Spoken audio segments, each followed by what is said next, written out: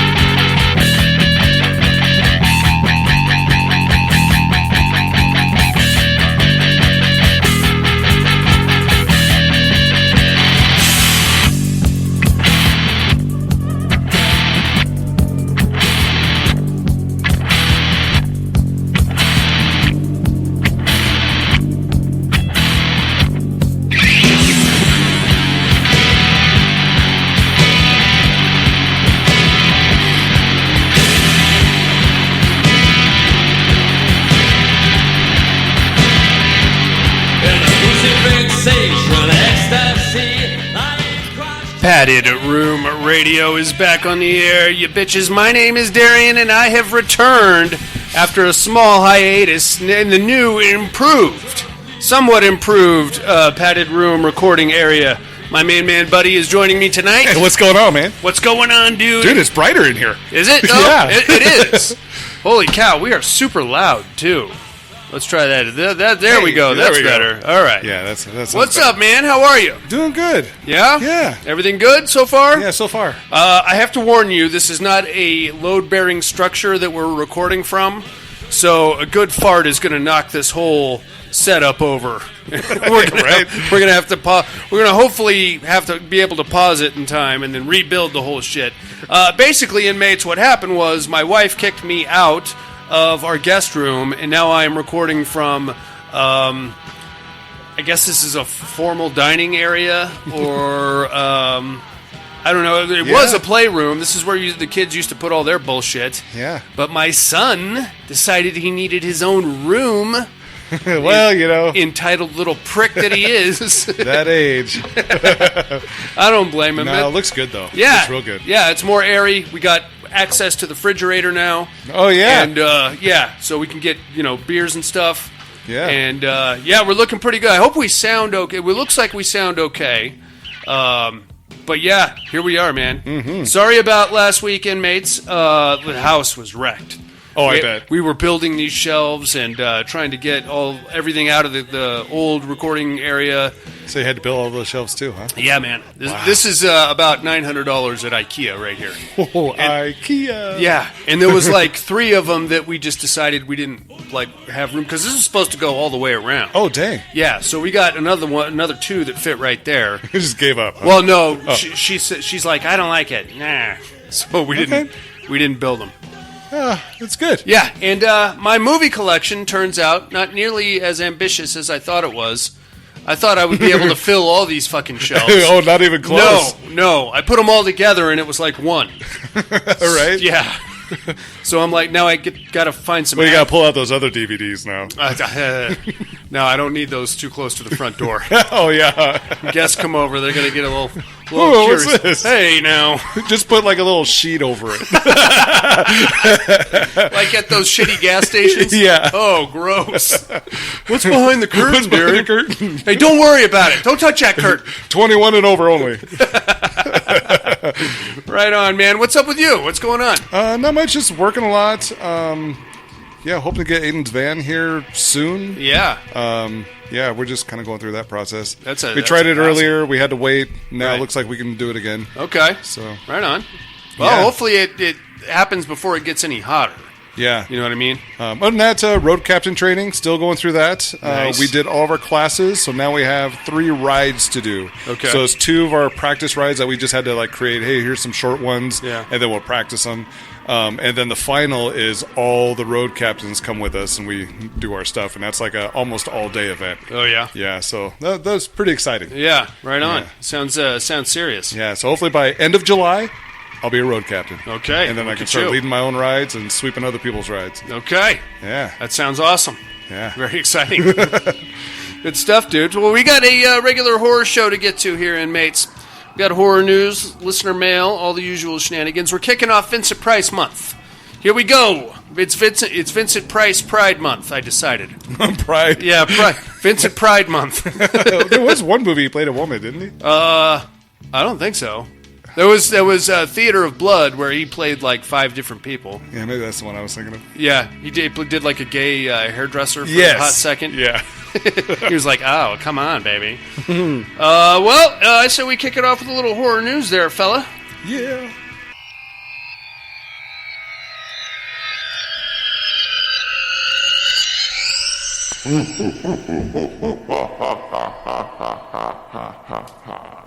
Horror news. What you got there, Flapjacks? Well, Mike Flanagan and Stephen King's The Life of Chuck is about ready to come out. Mm-hmm. Chuck has art in him, according to Mark Hamill, in a new clip from Life of Chuck. It's based off of Stephen King's 2020 novella of the same name. Life-affirming genre bender is written and directed by Mike Flanagan. Cool thing about that is Life of Chuck marks Flanagan's third King adaptation.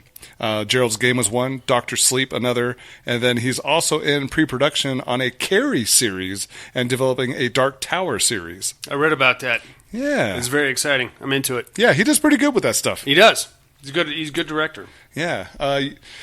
You know about Megan. I do. Did you hear what's coming out? I did. But Goodness. But you go ahead. I don't know that I want that. No? Be honest with you. All right, Captain Megan. That's right. Megan 2.0 joins forces with Captain Morgan for the glow-in-the-dark spiced rum bottle.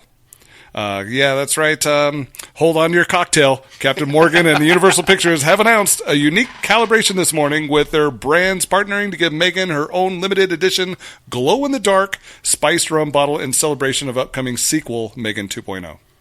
And, Megan 2.0 releases in theaters June 27th. That can't be good, dude. No. You probably shouldn't drink it if it glows in the dark. No, the bottle glows in the dark. Oh, it's just the bottle? Yes, the bottle okay. that does. So even when you finish drinking it, you can put other shit in there and just keep the bottle. And it'll still glow in the dark. Okay, yeah. I thought the rum itself glowed in the dark. No. Otherwise you'd take a deuce. And that's what I'm saying. I'm going to have 4 shots and my puke's going to glow in the dark. That's right. Look at this. We're going to hit it with a black light. Oh, no. That's right. We're going to go pee it outside in the dark. We're going to have some Star Wars. Right. We're going to write our names out there. That's right. And to crank things up another level, Captain Morgan is also launching an exclusive cocktail courier kit inspired by Megan 2.0. So think rum and cola on another level with some glow-in-the-dark accessories to top it off. Okay. Available now through the end of summer or while supplies last at cocktailcourier.com. So get it as soon as you can. Where is this? Captain Megan limited edition bottle is available now for a limited time on shelves in Arizona, California, Florida, Illinois, Maine, Michigan, Ohio, Oregon, New York, and Texas for a suggested retail price of, not too bad, $15.99. Oh, that's not bad at all. Otherwise, if it's not in your state, go get it online. Okay. All right. I feel much better about that now. Yeah, it's not the liquid. The shit doesn't glow in the dark. Yeah, right? Be like a nuclear... Why would you drink that? It glows in the fucking dark. Right? There'd be alcoholics out there with like glow-in-the-dark fucking rib cages. Oh, man. Yeah, I feel like... Yeah, if you go under the glow, yeah, go into like a black light yourself and you see it like traced. It's a terrible idea. Of you, don't do that. Final Destination: Bloodlines is the franchise's first movie to hit 200 million. Isn't that crazy? Just a quick comparison of the franchises. The Final Destination, I'll just go in order. Part 1, 112.8, 90.9, 118.8, 186.1, 157.8, and then, of course, this new one, 229.3. Okay. Pretty crazy. So it's a second highest grossing horror movie released this year in 25, and it's worldwide total only bested by Ryan Coogler's Sinners so far. And I don't know anything about that one. Sinners? Sinners, yeah. I heard it's pretty good. Yeah? Well, it must be. I mean, man, that's... Yeah. That one's got it beat, so... Yeah, right on. All right, well, that's all I got. What do you got? Dude, trailers are up for Black Phone 2. Ooh, I can't wait. That was a good movie. Did you see the trailers? No, I haven't seen the trailers. I don't know if I want to. Well, we're going into Undead Land now. Oh. The Grabber is back, even though he got killed. Okay. And he's like... I can't tell if he's like a ghost or a zombie or what he is, but he's back and he's trying to grab kids again. So okay, so and it is going to be a sequel, not a prequel. Correct. Okay. Yes. Interesting. So there's that to look forward to. Okay. I'm into it. I really like Black Phone. I wonder if they're going to tie it into anything later. They could, because if you read Joe Hill's books, he does the same thing his dad does. Drops little Easter eggs. Doop-a-doop-a-doop-a-doop. Oh, you never know. You never know. Danny Boyle has confirmed that Cillian Murphy will appear in 28 Years Later. Okay. So we're going to see the return of Jim coming back at us. All right. Okay. Yeah. All right. Good to know. I like that part. Sleepaway Camp 2 and 3 are getting the Ultra 4K Blu-ray treatment from Shout Factory this August. Nice. Are you a fan of the old Sleepaway Camp movies? They're all right. The ending of the first one, man. You are not a chick. You're a guy that got his tallywhacker cut off. That's an interesting spin. Fun fact for you, though, Sleepaway Camp 2 starred Bruce Springsteen's sister. Oh, I did not know that. And she actually played Angela, so she was the killer. Interesting. No resemblance at all. No. Whatsoever. I never would have guessed that. Yeah, good times. Lastly, Wake the Dead Man teasers are now out. Have you seen the Knives Out movies? There's 2 of them. Oh, yeah. You like those? I haven't seen the first one. The first time I watched it, I watched part 2, and I thought it was really good. Just haven't seen the first one yet. What is that, Glass Onion or something like that? Yeah. So Wake the Dead Man is going to be another Knives Out mystery. Yes. It's hitting Netflix this December. Yes. Did you see it was on Netflix, I think it was like Tumad or Tudom or something like that. They were releasing all these like shows on Netflix getting ready to come out. Oh, no. They did a big thing on that movie. Okay. And all the actors all came out and tried to, overdo each other. And they were like, oh, that's not true. And then, there's nothing greater than shooting a T-shirt gun. Oh, but that's not true. And then what's better than that? 2 T-shirts gun by some other actor. And they just kept going like all the way around, like, with different things. Okay. And it looks pretty good. Then they showed the trailer for it. Yeah. And it looks pretty good. Jeremy Renner, our local legend here, is going to be in it. Yeah. Nice. Very good. That's all we got, my man. I think we're ready for some listener mail. Right on.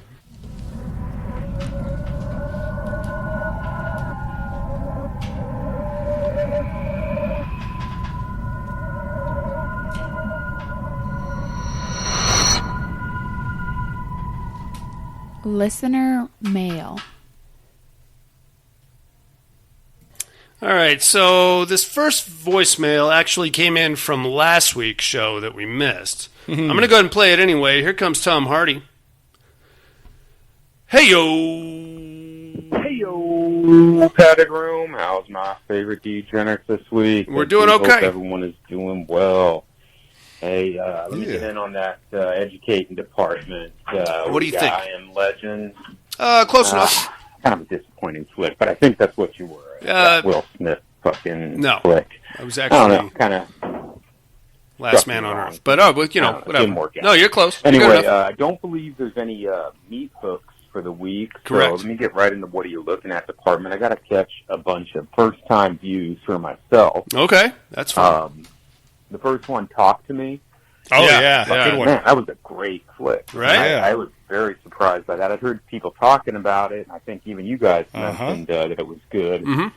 I was surprised. I was surprised how good it was, and I enjoyed that one. Nice. I got to catch the new Fear Street Prom Queen flick. Oh, how was it? It's on my list. It's okay. It's not bad. It's your average slasher fare. Right. Nothing wrong with that. I like well, I mean, you can only expect so much from a slasher, you know what I mean? Right. I like it, I'd say it's pretty good. There is, it's new, so I don't want to say too much, but all in all, I'd say it's a pretty good flick. Okay. It's a fine slasher, Sure. what you're getting into and stuff, but there's just a dance scene in there that just fucking totally dropped me out of the whole damn I thing. hate but that. Other than that, I still enjoyed it. All right. Got to catch the flick, The Ninth Configuration. Not sure if you're familiar. I am. The, yeah. the author of The Exorcist, William Peter Blatty. It's his first writer director. Don't know how it's a horror. I've heard about it a number of times. It's on a lot of horror lists. Fuck it, let's give it a roll. Not really a horror movie. Yeah, at all. More of a psychological evaluation kind of flick. It was fine, yeah, and it's just not what I was looking for. And then daughter wanted to watch a shark movie, so we caught this one called The Last Breath. I think it's on Hulu. Okay. And it's a new flick. Yep. Kind of odd. It was Julian Sands, last flick, the guy from Warlock. The Warlock flick that Yeah. he did. I was like, no, that can't be right, because this thing, I want to say the movie came out last year or something like that, and that dude died 5 years ago. Yeah. No, a guy died 2 years ago. I don't know, somehow. We're getting old, man. Time doesn't work the way it used to. Yeah. Anyway, that's all I got. Hope all is well. Love you like family. Bye now. Love you, Mr. Hardy. All right. Right on, man. Yeah, I noticed that. If you told me something happened 20 years ago, I immediately think it happened in the 80s. You know what I mean? Right? Yeah. Time doesn't work the way it used to. No. Buddy, I don't know what the hell happened. Mm-hmm. Son of a bitch. Well, he called back for this week's show. Here he comes again, Mr. Tom Hardy. Hey-yo. Hey. Padded Room House, my favorite degenerates this week. We're back. I hope everyone's doing good. And I do hope you're actually back. We are back, sir. I'm not really too worried about it. I know you're always very consistent. Yes, sir. First off, thank you for that. Of course. Secondly, just because you didn't have an episode last week doesn't mean didn't have an educating department. And I think I figured you out. You were Witchboard last week. That shit should still count. Okay, sure. Absolutely. Anyway. If there was, I would definitely be Witchboard. What are you looking at department, at least? I got to catch Martin again. Okay. I don't know the last time you saw it. A couple seems to have a ago, diminishing effect for me. Every time I see it, I kind of like it a little less. Even Okay. though the whole concept of, the guy who thinks he's a vampire, but, is not, or is he? Maybe he is. I love that. Yeah. I don't know. And then I got to catch this other flick called Savage Land. Oh, I love that one. Kind of a cheaper flick. Yeah. It's mockumentary. kind of one of those mockumentary. Yeah. Where it's a fake documentary. Yeah. Yeah. It's like a bunch of newsreels. I dug this flick. Here. Me too. I thought it was it's new, so I don't want to say much about it, but I thought it was pretty good, well worth it. And it's under 90 minutes, so anyone's got a chance to check it out. Anyway, that's all I got. Hope you guys are back. Love you like family. Bye now. We are back, Tom Hardy, and we love you too. We are back. Have you seen Savage Land, dude? I don't know if I have or not. It's pretty good. It's mockumentary style, and it's basically like this college kid. There's a very small border town on the Texas-Mexico border. Mm-hmm. And out of nowhere, everybody there gets violently murdered. Ooh. And they try to blame it all on one illegal immigrant. Mm-hmm. But then we start finding camera footage and pictures that were taken on the night in question.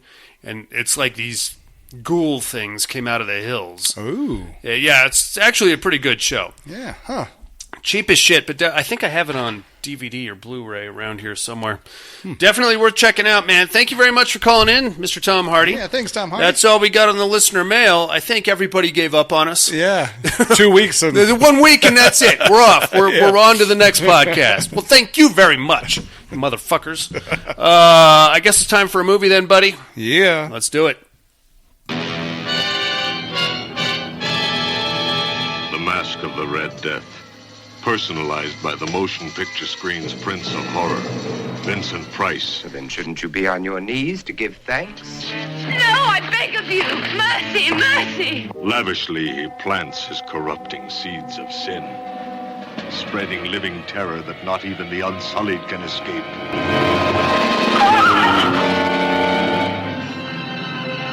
Each man creates his own heaven, his own hell. Let me see your face.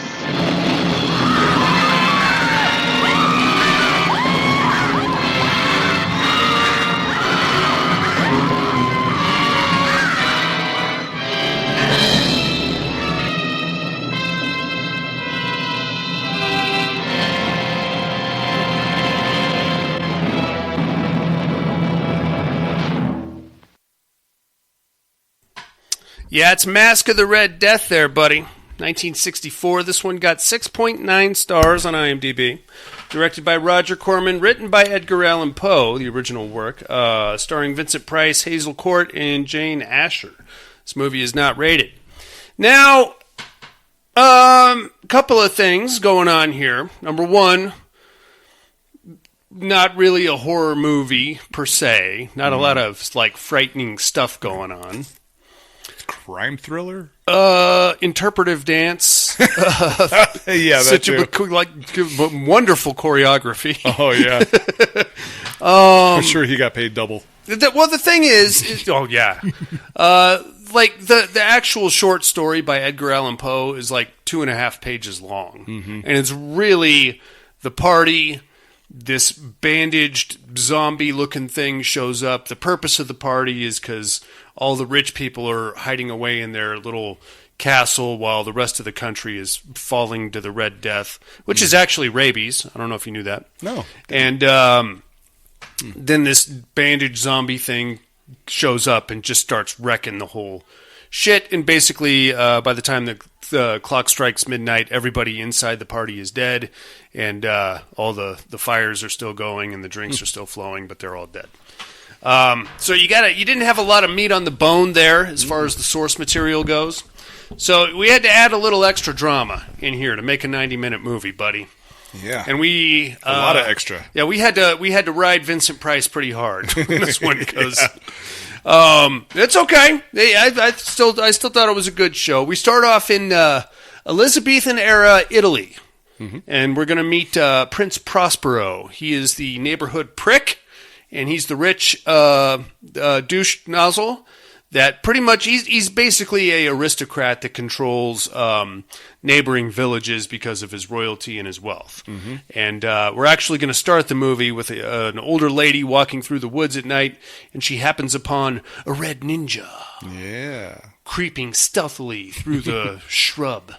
And the red ninja is like, "Hey, old lady, here's a rose. Take that back to your village." But he does like the old, puts the hooga booga on it, and it turns red.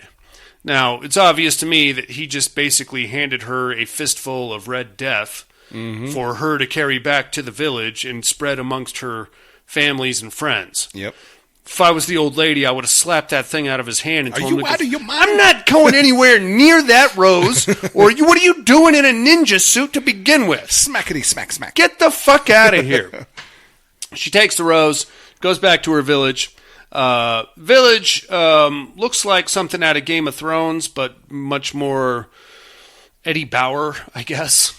If that makes any sense. A lot more, like rugged tweed and suede vests. It's like the low end Renaissance fair. You know what I mean? Yeah. Where like that's more accurate. The people had to make their costumes out of like paper bags and stuff. You know what I mean? Yeah. They're struggling. The people here at the village. But we happen upon this just as Prince Prospero rolls up with his entourage and his motorcade, and he's like, dudes, I am here to invite all of you scum dogs to my palace for a banquet in 2 weeks from now, and you guys are going to love it. And there's one guy in the village, and he's like, why? Because you can treat us like dogs and throw us scraps? And Prospero's like, well, yeah. Mm-hmm. You guys are starving to death down here. How about you come get some of my scraps from my table? This guy's way too proud. His name is Gino, by the way. And he's like, I just don't... You're up there, and the Red Death is killing everybody, and... what are you doing up there anyway? And how come you guys aren't getting the Red Death, but everybody else is? And Prince Prospero's because, like, I'm rich, bitch. Yeah, I'm Rick James. I'm Rick James. What do you want? What do you want me to do? I don't know. In the midst of all this, eventually Prince Prospero gets tired of Gino's bullshit, so he's like, "All right, you motherfucker." Get down on it. He makes his guards come, and he puts him and his buddy down on their knees, and he's like, you two guys are I'm gonna kill both of you. But then this hot little redhead rolls up, Francesca, and she's like, no, please don't kill him. That's my father and the man that I love. And he's like, oh, well, look at you, baby doll. You can maybe we can work something out on the side if you want to see these guys live. He basically says, all right, well, I'll tell you what. I'm going to kill one of them. I'm only going to kill one of them, but you got to pick which one. And then she's like, that's my dad, and I kind of like that other guy too. Oh. And then we hear a bunch of screaming happening somewhere else in the village. Mm-hmm. So one of the guards goes to check that out, and it's the old lady that got the flower from the Red Ninja, and she's now got the Red Death. Yeah. And by that I mean it looks like somebody sprayed grape juice on her. Mm-hmm. And she's like, ah! And then Prince Prospero sees that, and he's like, oh, shit! They got the Red Death here. We got to get the fuck out of here now. So he rounds up all of his guards, grabs Gino and the other guy, and Francesca, and they all haul ass back to the castle, leaving they light the village on fire before they go. Because, why not, I guess. Yeah. You know what? Maybe that'll help not spread the Red Death. Yeah. I mean, I'm reaching here, but he's still a prick. I don't know why I'm apologizing for Prince Prospero. He's a fuckface all the way through, pretty much. All right, cool. So we get up to the prince's castle. It's a lavish estate, of course, with battlements and guys got crossbows and stuff. And this is much closer to Game of Thrones than it is the Renaissance Fair now, because these guys got like swords and shit. Yeah. They get there. They immediately throw Francesca in a hot bath. And then Prince Prospero comes and he notices the crucifix. Mm-hmm. And he's like, hey, we don't wear that shit around here. Take it off immediately. She's like, well, all right. So she takes it off. And then we meet somebody else.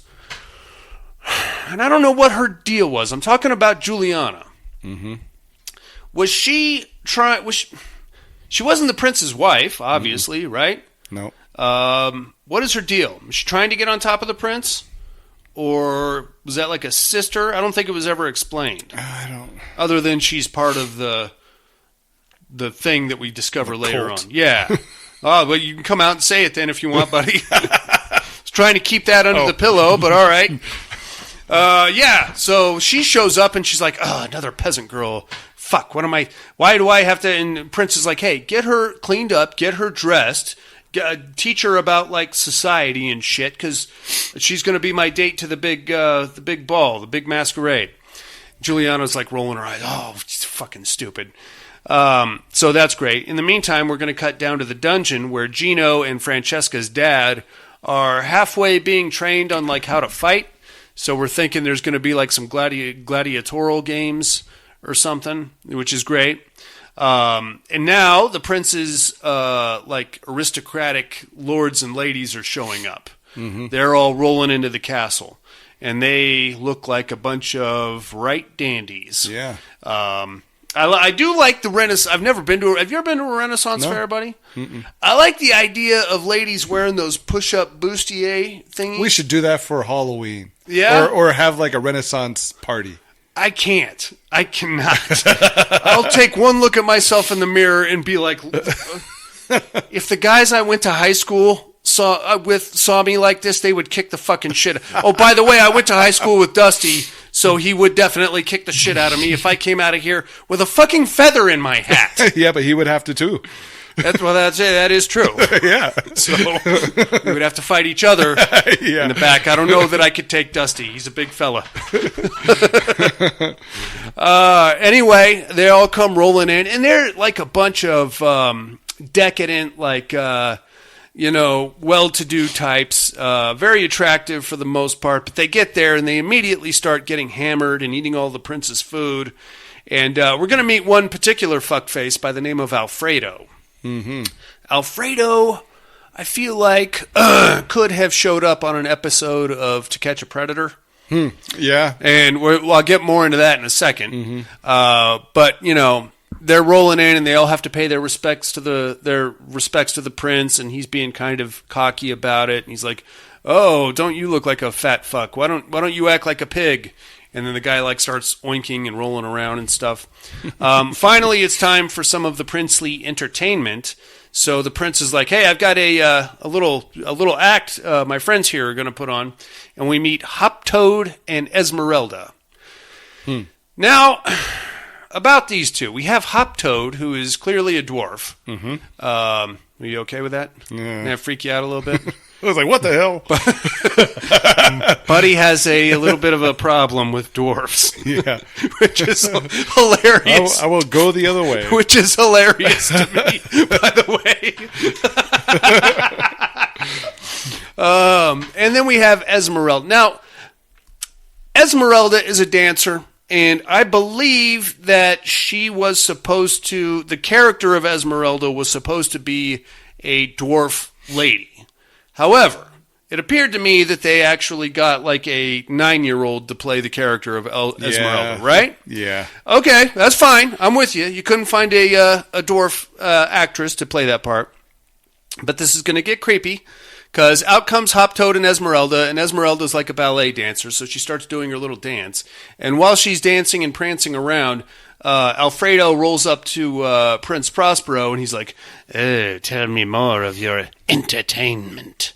And the prince is like, "You love corrupting innocence, don't you, Alfredo?" Okay, all right. Now, laying it on a little thick. You could fix this with one line of dialogue. Yeah. Oh, she looks like a little girl, but she's actually 29 years old. Oh, okay. Well, I mean, that's still creepy, but not as, right? Right. But he gets all creepy with it, and eventually, accidentally, Esmeralda, as she's doing her pirouettes and stuff, kicks over Alfredo's wine goblet. So he backhands her. He puts his pimp hand down on her. It's a little steep for kicking over a goblet, which probably shouldn't have been sitting on the floor to begin with. Right. That pisses Hop Toad right off, but we'll get more into that as the story goes on. This is when things get more and more decadent. The prince is like going around telling everybody which animal they most resemble, and then they have to act like the animal. One chick is like, she has to be a donkey, and then some random dude is like, hey, why don't you ride the donkey to the market? So he like hops on top of her, and then there was like a worm guy that was slithering around. Mm-hmm. It's very stupid, but you got to imagine everybody's pretty well hammered at that point in the night. I would hope. I would hope. Well, either way, I mean, you got to do whatever he says, or else he's going to kick you out, and then you're going to get the Red Death, right? Yeah, there is that. So, if I was a guest at the party, I would probably fill up a couple plates of food and then go hide in the curtains. And that's it. I'm not going to get cornholed that way, buddy, and I'm going to leave there with a full belly. Mm-hmm. That's my strategy. All right, anyway, at this point, Francesca comes down, and he's like, "Hello, my dear, welcome. Let me show you around." And he's going to, like, show her around the ballroom there, and he introduces her to a few people. She's wildly out of place, but she looks good now that she's cleaned up, and she's got, like, her hair done and stuff. Joining this big ballroom is what I can only describe as, like, a rainbow corridor. And by that I mean coming off of it is like a yellow room, and the prince shows her that, and he's like, "Hey, my dad imprisoned a guy here for 3 years. When he let him out, he could never look at the sun or a dandelion or anything yellow ever again." Interesting. From there we go to the purple room. He's like, "Hey, it's the purple room. Pretty sweet, huh?" And then we go to like the blue room. Yeah, it's a blue room. And then at the end of this corridor is a room that's locked, and he won't let anybody in there. Yeah. He's like, that's the cuck room. That's where the sex swing and the dildos are. That's right. That's where the prince likes to watch his wife get banged by a couple of the stout guardsmen. I don't know. It's weird. Anyway, very interesting, very exciting. This prince is a bit of a doucher and a mysterious one. Everybody goes to bed. Francesca keeps getting woken up in the middle of the night by hearing somebody whisper her name or something like that. The next day, she gets up and she meets the prince out on the battlements. And he's like showing her around. He's like, "You see that village over there? I control that. And there's another village over there. I own that one. Most of those guys are dead, and the guys over there are going to go over there and kill whatever's left and take their food, so that sucks." While they're having this conversation, another one of the nobles shows up, a guy by the name of Scarlatti. Mm-hmm. Scarlatti was supposed to be there yesterday. But he's a big fat guy, and he rolls up, and he's like, "Oh, Prince! Oh, I'm sorry I'm late, but you're going to let me in. We're going to have a great time."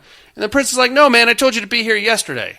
He's like, oh, I know, but, I was detained with stuff. So anyway, just raise the gates and let me in. He's like, I'm not letting your ass in there, fatso, because you're late, and I told you to be here yesterday. He's like, whoa, you got to let me in, man. If you don't, then I'm going to get the Red Death and I'm going to die. And the prince is like, I don't care. I told you to be here yesterday. And eventually, Scarlatti's like, you have to let me in. Bang my wife if you want. I saw you looking at her that one time, so go ahead and knock the guts out of her. And the prince is like, I already did that. So. Yeah. He's like, you just got to let me in anyway, or I'm going to get killed of the Red Death. And then eventually the prince just pulls out the crossbow and kills them both, sparing them, technically, the Red Death. Right. So good for him. They got lucky. Yeah. Now we're going to cut back to the dungeons where Gino and Francesca's dad are learning how to fight still, or halfway. They're trying to come up with an escape plan, but it doesn't really matter. Now we're going to cut back to the royal court, and we're going to hang out with Juliana for a little bit. Now, Juliana was the prince's hanger-on, or whatever she was, and she's kind of wanting to get rid of Francesca, but at the same time, this is where we're going to get the big reveal that the prince, Prospero, is actually like the leader of a satanic cult. But he's like, oh, yeah, man, I worship the devil. So everything's cool because I made a pact with him, and anybody that is in my castle is going to be spared the Red Death. So you stick with me there, baby doll. That's right. You're going to be just fine.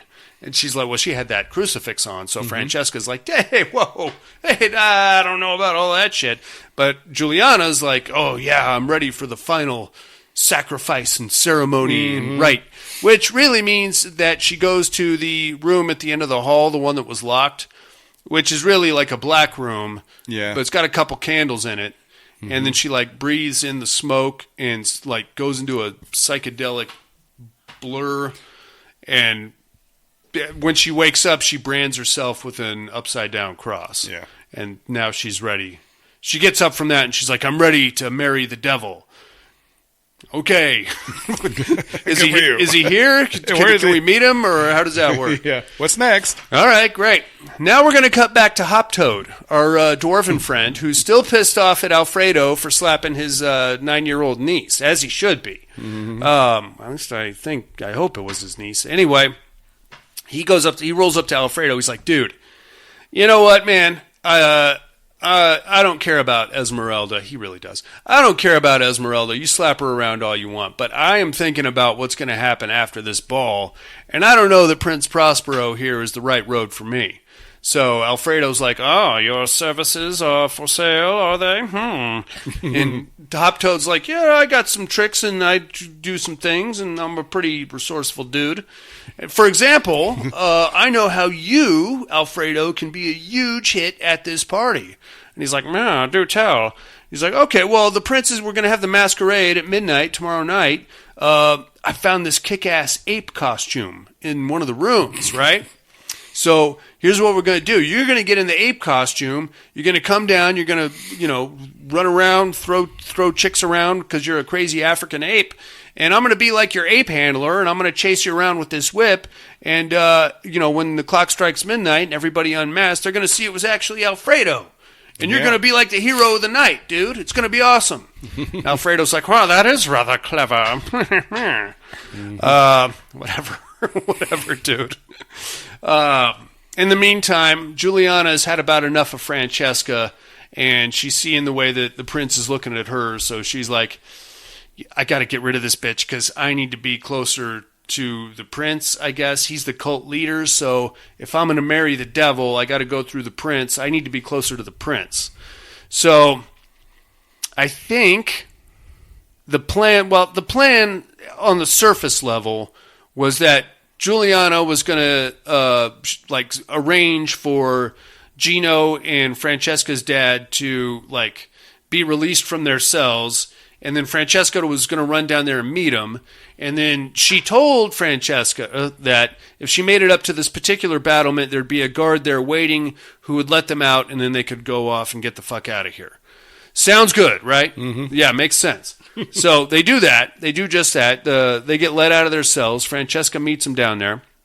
They go hauling ass up to the battlements, and they find the guard, and they're like, "Oh, hey, psst, hey, we're ready to go. I got him here. Let's get out of here." And the guard turns around, and of course it's Prince Prospero. Yep. And she's like, Juliana betrayed me. And the prince is like, Juliana betrayed me. So now everybody's pissed off at Juliana, and that sucks. So now it's time to wed, I guess, Juliana and the devil. Yeah. So what we got to do is we got to take her back down to the black room, and we strap her down to the table, and we make her breathe a bunch of weird smoke. Yeah. Now, this is weird, but this is something that showed up in a lot of late 60s horror movies. Mm-hmm. A weird psychedelic fucking montage that almost always involved like some kind of a Swahili witch doctor would show up in the middle, and then there would be like a weird Asian dude, guy with a knife. I don't know what his deal was. Yeah. They would try to like make it multicultural all of a sudden for no apparent reason. Nope. And it didn't make a lick of sense, but that's exactly what happens. They strap her down, the screen gets all wonky, and you're thinking, whoa, she's tripping on acid. And then out pops a Swahili witch doctor, and he's got like bones, and he's shaking them, and he's wearing a grass skirt, and she's like, whoa! And then he goes away, and then out comes like a Asian dude, and he's got like one of those fez hats on, and he like stabs her, and she goes, whoa! And then he fucks off. And then eventually out comes like an old man, and I think he was supposed to be Catholic or something, but he stabs her, and she goes, oh! And then eventually she snaps out of it. And she's like, oh, I've completed the final ritual of ascension. I am ready to meet my husband, the devil. You are surprised I'm still alive. Yeah, so am I. I don't even know what you were doing in there. Right. But she walks out into the ballroom after that, and the place is completely empty. Everybody's asleep. And she's just kind of walking around, and out of nowhere, a fucking raven swoops in and basically pecks the shit out of her and kills her. Yeah. Yeah. And then finally somebody notices the body, and they all scream and freak out. And the prince rolls up, and he's like, oh, don't mourn her. She's about to be married to a good friend of mine. Alrighty then. All right, so now it's time finally for the big masquerade, dude. It's showtime. Everybody's got their cool costumes. Prince Prospero is dressed like a sheik. Other people are dressed, most of them just have like fun little masks on, but put zero effort into their costume. Oh, yeah. Is what that is. Whatever, dude. They're all dancing. They're all having a good time. Francesca's, she's got the prince is pretty pissed off at her now. But there was one rule in putting your costume together. Nobody is allowed to wear red. Oh, yes. Because that would be a bad omen and, might summon the Red Death or something like that. So, very scary stuff. Cut to outside the castle walls. The Red Ninja has reappeared. Ooh. And he's walking around, dude. And he goes down into the battlements, or the fucking dungeon area, and he's like, hey, this prince is really thinking he's getting past me with all these bricks and walls, but fuck this guy. Everybody's dancing upstairs. They're all having a great time. It's time for the evening's entertainment. They bring out Gino and Francesca's dad. Yeah. And they're like, hey, you guys are going to fucking fight each other to the death. And they both refuse. And the prince is like, I had a feeling you'd say that, you pricks. I had a different game in mind anyway. So he this is weird. And it's statistically, it doesn't make any sense. Anyway, he rolls out, he's got 5 daggers, and one of them, he says, is quote-unquote impregnated with poison. All right, cool. 5 seconds. Yeah. 5 seconds to live. So he's going to have them each slash their forearms with these daggers, and one of them is going to get killed eventually by the poison dagger.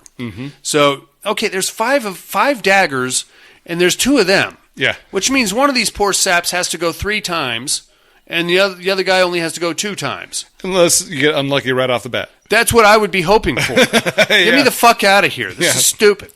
But anyway, that's what happens. They make it through the first 4 daggers. Everything's good. It's Francesca's dad's turn, and he's thinking, that's the poison dagger. What I'm going to do is I'm going to pick it up, and I'm going to act like I slashed my arm, and then I'm going to fucking stick it in the prince. That's what's going to happen. So he comes up and he's like, let me see that dagger. I guess I'm going to poison myself. 5 seconds. 5 seconds, here I go. And he picks it up, and then immediately the prince just stabs him right in the heart with a sword. Yeah. You had to see that one coming there, Mr. Francesca. Down he goes. Gino gets taken back to the dungeon, and then he's walked right out the front door, and he's like, get the fuck out of here. And Gino actually gets to go free. So that's cool. Gino hauls ass back to his old village, but on the way, he sees the 3.5 remaining villagers that didn't die in the fire walking towards the prince's castle, and he's like, hey, what do you guys? Hey, you guys live. That's awesome. Where are you guys going? We're going to the prince's castle to beg forgiveness and hope that he lets us in so we don't get the Red Death. Mm-hmm. I don't think that's going to work, but go right ahead. Good luck.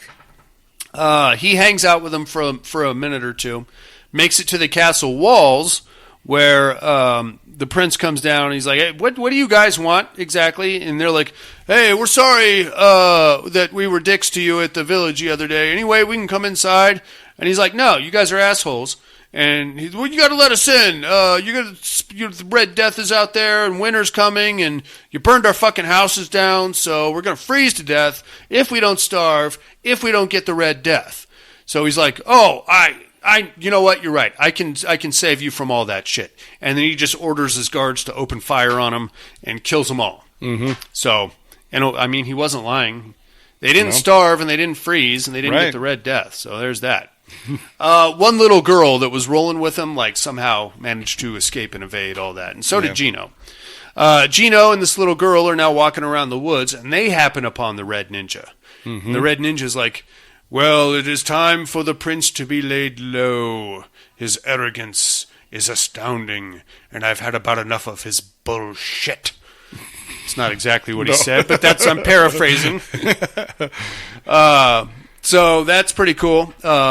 Inside, Hop Toad and Alfredo are doing their big monkey routine. Yeah. And out comes Alfredo, and he's swinging his arms around. He's acting like a monkey. He's like picking up chicks and whipping them around, and Hop Toad is chasing him with the whip.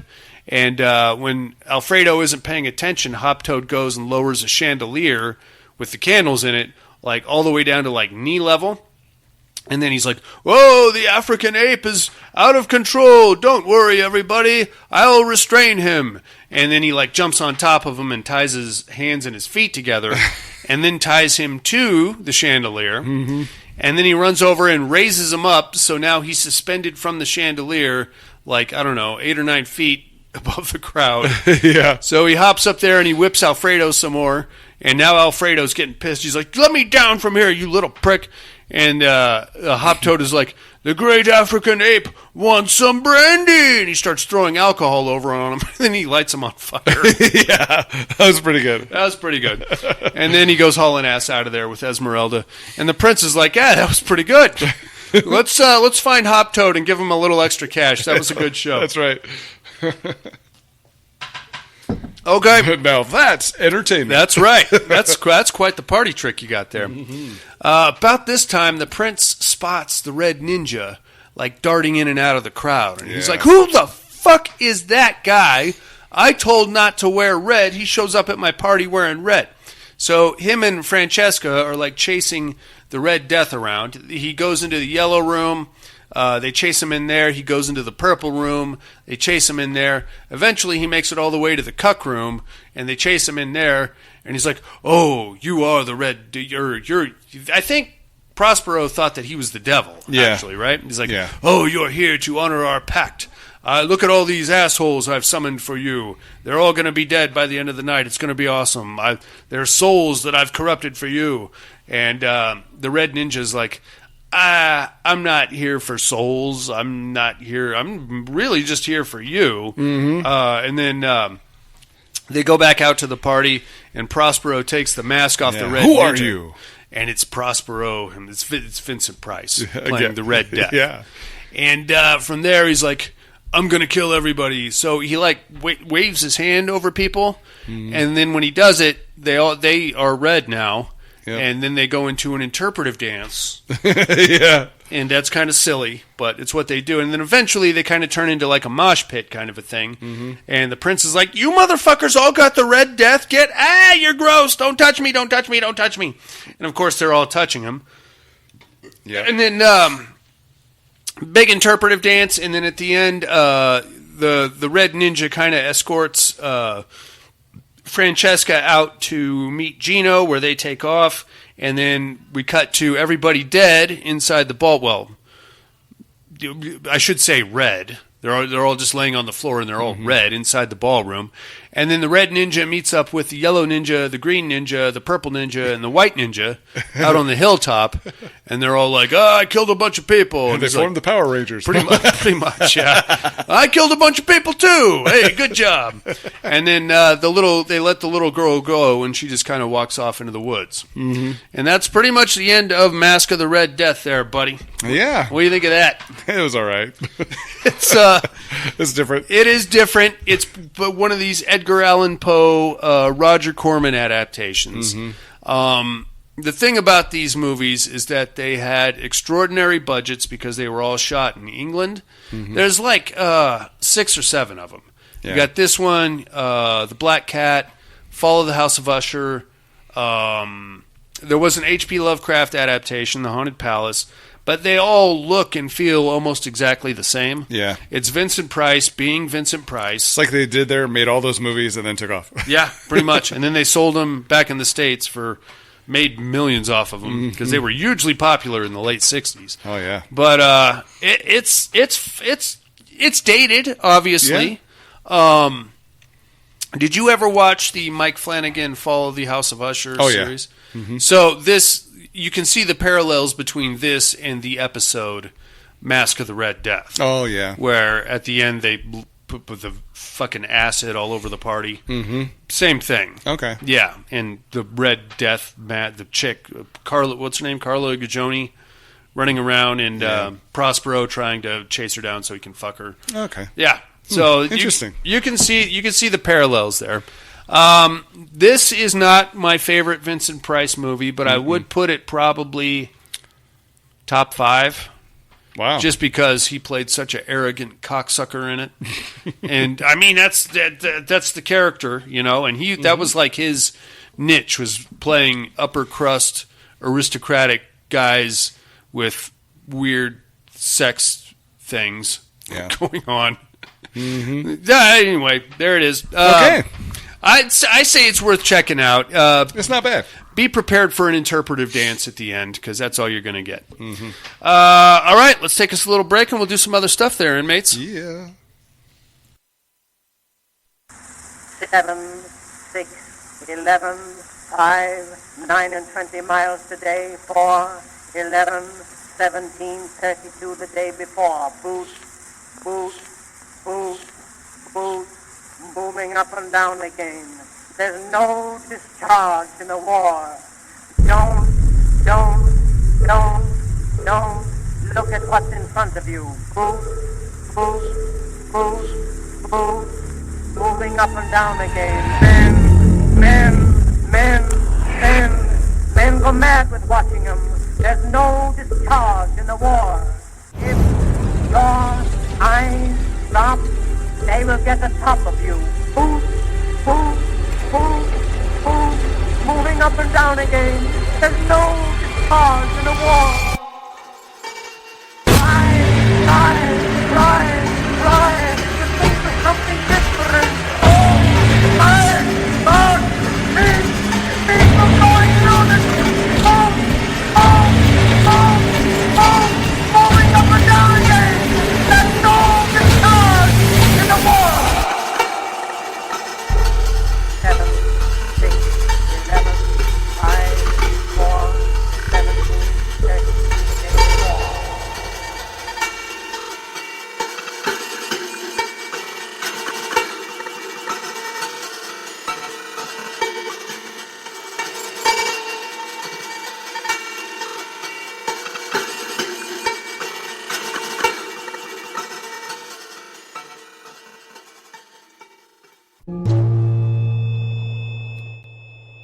Hey, inmates. If you like what you hear, head over to the Padded Room Facebook group and support us through the Patreon link with a small monthly donation. Check out the T-Villain link at paddedroom.podbean.com and grab some t-shirts. Thanks for listening and enjoy the rest of the show. And we are back, boils and ghouls. Yeah. Oh, snap there, buddy. You know that Vincent Price was actually born a millionaire? Like, he was born into a very wealthy family. Really? Yeah. Excuse me. He just took acting classes just because, like, as... Why not? Like, shits and gigs, really. And it panned out for him. Yeah. Turned into a horror god. Yeah. He didn't have to. He was already rich, but what the hell? Why not, right? Yeah. What a stud. Well, that being said, buddy, I think it's time for 3 on a meat hook. Yeah.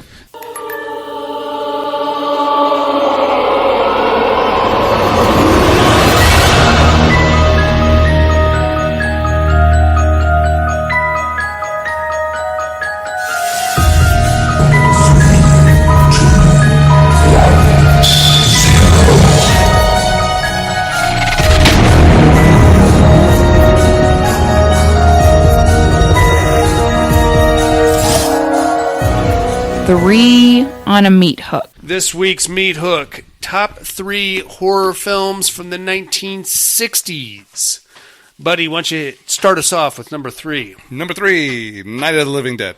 That's your number 3. Mm-hmm. Get out. You're fired. Hey, at least I made it on the list. It did. Son of a gun. Right on, man. I'll get more into it when we get to my number 1. I knew it was. That is a hell of a movie. Right on. My number 3, a film called City of the Dead. Have you heard of it? Oh, no. It was also released under a different name, Horror Hotel. Oh, yes. With Christopher Lee. Yes. That's a good one. They make a lot of good... It's basically this research student is trying to write a paper about the witch trials in Salem. Mm-hmm. So she goes up there to try to do some extra research and runs into an undead witch cult, basically. Mm-hmm. But they do a lot of really cool things cinematography-wise, like use of shadows, use of smoke. Not a lot of crazy special effects, but they did a pretty good job on that one. Yeah. And Christopher Lee's a bad son of a gun, too. So, right on. All right, how about number 2? Number 2, The Birds. I had a feeling that would pop up. Mm-hmm. Didn't make my list, though. No? No. I like it. I like it a lot. There's just a lot of... It's a very slow burn. Yeah. And you spend a lot of time with Tippi Hedren, getting to know her and her love interest and what she's doing and why she's going to Bodega Bay. And, like, you don't get any bird action until, like, the 40-minute mark. Yeah. But, I mean, it's cool when it ramps up. Mm-hmm. You know, the apocalyptic scenes and the explosion at the gas station and all that. I wonder why that one was never remade. I don't know. That's a good question. I mean, they remade Psycho, right? Yeah. That didn't... Probably because that one shit the bed so hard. Mm-hmm. All right, anyway. My number 2, a little film by Mario Bava called Black Sunday. Ooh. You like that one? Yes, I do. A undead witch resurrects a vampire. And a couple of traveling doctors think that they're going to figure the whole fucking shit out. Mm-hmm. Which I guess they do in the end in a weird way. But not before one of them gets infected. Mm-hmm. Barbara Steele in that one. Oh. I don't think the character was supposed to be as sexy as she was. You know, just happened that way? It did. What did? Yeah. I mean, obviously, she's hot to trot. Mm-hmm. Great show, though. Mm-hmm. Heavy on the supernatural stuff. And, like, the atmosphere, the entire Eastern European, like, graveyard, cemetery, 1800 atmosphere that just permeates that. Yeah. With Mario Bava's directing skills. That I feel like that's a home run. Oh, yeah. All right, give me number 1 since it's not Night of the Living Dead. Psycho. Son of a bitch. I knew it. I knew you were going to do that. I knew you were going to do that to me. You know... You know what? No, nothing. No, I don't know. Okay. I thought about Rosemary's Baby. Yeah, I would have fucking kicked you in the nuts, you son of a bitch. I was like, I'm going to leave her off. I'm going to leave that one off this time. I'm always saying that movie. I know. It's fine. No, I like Psycho too, man. That's a great show. Mm-hmm. A lot of people will credit that with starting the slasher subgenre. Right. I would tactfully disagree, but it definitely paved the road to a film that I think would jumpstart the slasher subgenre. That's a whole other show. That's a whole. Okay. We're going to need a whole other hour and a half for that one. That whole conversation. Maybe I'll get Jason Harrell on here. He can fight me. That's right. My number one, of course, Night of the Living Dead. Wait, what? Yeah, can you believe it? Great movie all the way around. First apocalyptic zombie film in which zombies were used for anything other than slave labor. Yeah, just a great movie. A lot of people would call this an important movie due to the civil rights angle and things like that. Yeah. I just watch. I'm not smart enough for that shit. I just watch it for what it is. It's the cornerstone of the zombie apocalypse subgenre, which is always going to be my favorite. And it really scared the piss out of me when I was a kid. First time I saw it, and we're talking 1983, 84. Like, the fucking monsters are now coming to your doorstep, dude. Yeah. You used to watch Friday the 13th. It's easy. Don't go in the woods. Don't go in the woods, yeah. No, these ones will come to you. That's a whole other set of shit right there, buddy. Yeah. Right on. We would like to know what your top 3 horror films of the 1960s are, inmates. Let us know. The mental health hotline is area code 775-387-0275. Or hit us up at mail@paddedroompodcast.com, and we will make fun of you next week. Because unless Night of the Living Dead is your number one, then you're obviously wrong. You're obviously wrong, buddy. All right, while you're pondering that difficult decision, we're going to tell you what movies we got to watch this week in a segment called What Are You Looking At? Yeah.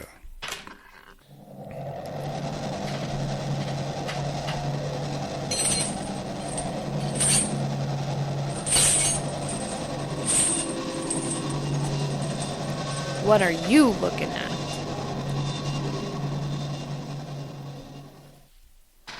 So, I had a very busy week, man. I only got one movie in.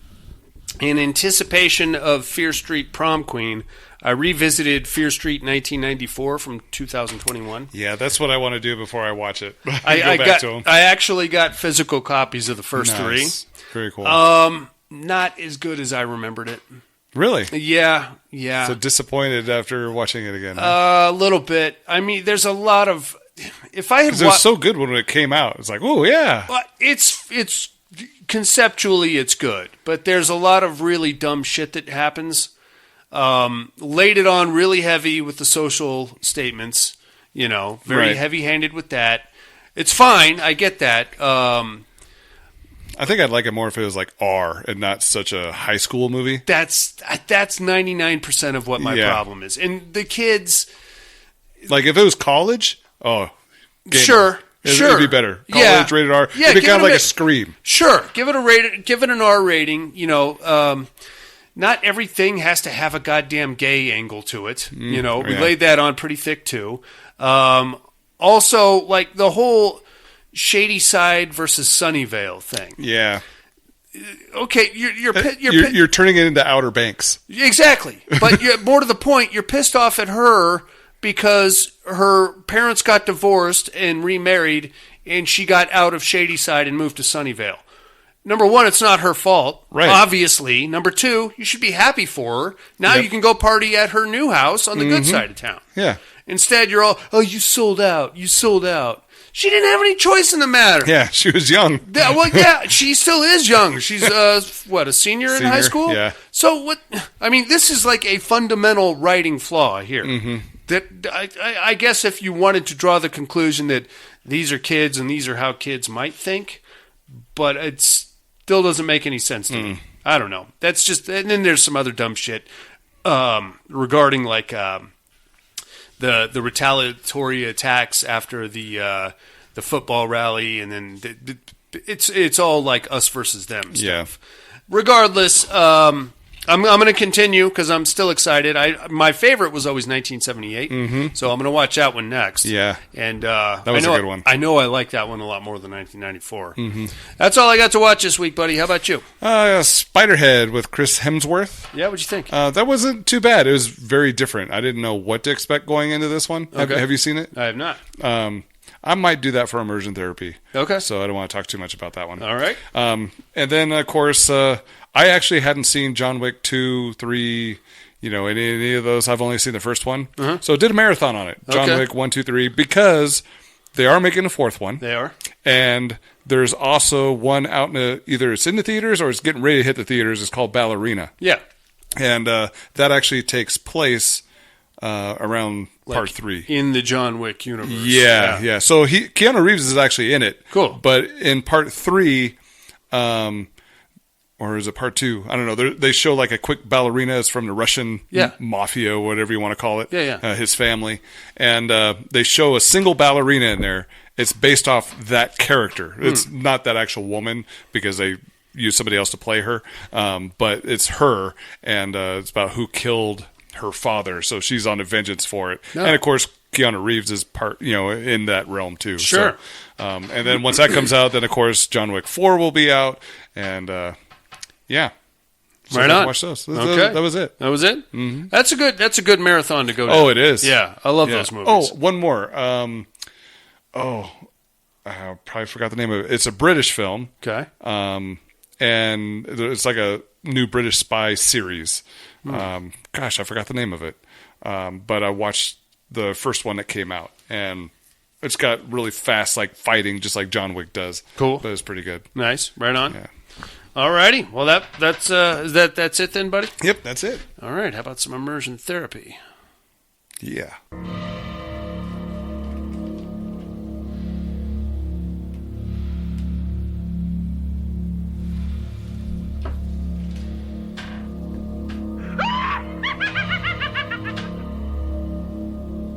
Immersion therapy.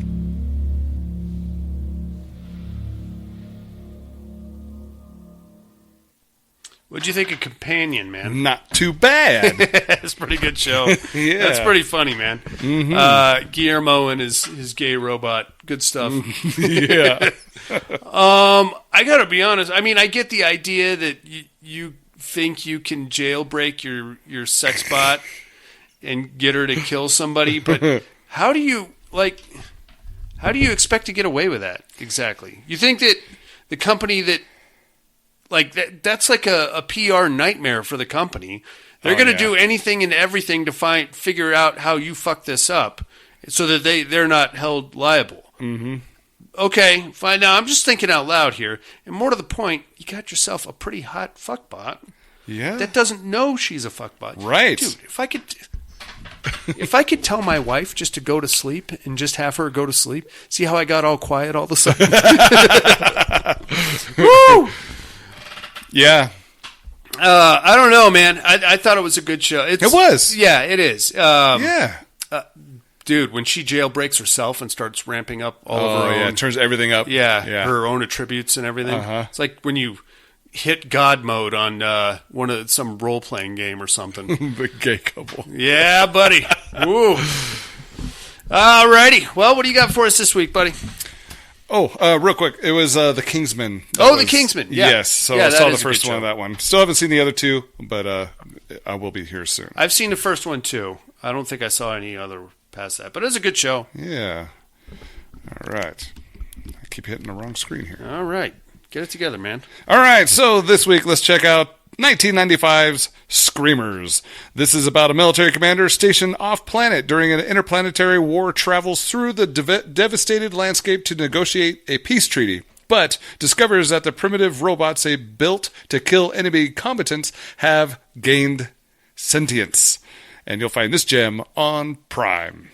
Very cool. Check that shit out, inmates. We'll do the same, and we can compare notes next week. In the meantime, it's time for a round of Who is Your Daddy? Ooh.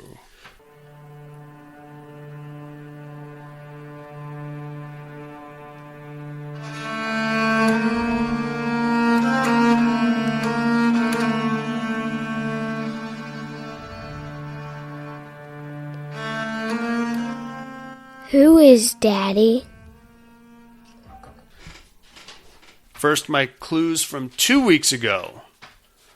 I thought I had found a cure to cancer, and it turns out I did not, because the genome sequence that I used, mutated, and basically turned the world population into a bunch of vampires.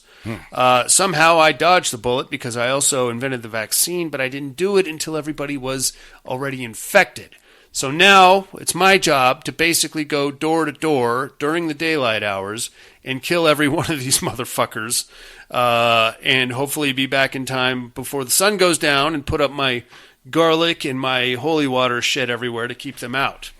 I am, of course, the last man on earth, buddy. Yeah. Another Vincent Price extravaganza. I did not care for I Am Legend myself. It's okay. I mean, it's fine. As far as an adaptation to the whole point of Mathis's book was that at the end he thinks he's doing this great noble thing by purging humanity of vampires. At the end, you find out he's really the asshole. Yeah, because humanity has just evolved into vampire, and we're further evolving. Because remember, he finds the one that can go out in the daytime, and you're the fucking asshole. Everybody's terrified of you. Yeah, exactly. But the Will Smith version, he couldn't be the asshole, so we had to, my dog and all this shit. Yeah, bring the dog into the equation. That'll get you feeling. Who might I be this week, you ask? Well, buddy, I am a inquisitor. And I have a way of interrogating potential witches and executing them at the same time. I have devised a contraption that is terrifying and very you just gotta kind of hang out and wait for it and wait for it and wait for it and wait for it. And if the waiting doesn't get you and you don't just confess to being a witch, then I'll come and kill you quick, or you can stand your ground and hold your faith, in which case this thing will just keep getting closer and closer and closer until it eventually kills you. Yes. And there's a good chance that I also have put many young ladies to this device that probably didn't need to be there, but they wouldn't have sex with me, so I just did it anyway. Well, you come with me to my bedchambers or this thing. I mean, it seems like a pretty easy decision to make to me, but if you want this thing, here it is. All right, inmates, tune in next week and I'll drop some knowledge on you. In the meantime, I think that's about going to do it for us, buddy. You got anything else? All right. Apologies again for last week's absence, inmates. I believe we are set up now and everything appears to be functioning properly for the most part, so hopefully we will not have to miss any more shows. Join us next week for the House on Haunted Hill. Oh, yes. Here in Vincent Price month. We do have a Patreon campaign running. If anybody gives a shit, just go to paddedroompodcast.com. All the info you need about us, our links, our affiliate shows, some very disturbing pictures of me that have been superimposed on other genitalia and things like that. It's all right there. You're going to love it. Just go check it out. In the meantime, for Buddy, Dusty and Absentia, Vincent Price, weird torture contraptions meant to extract,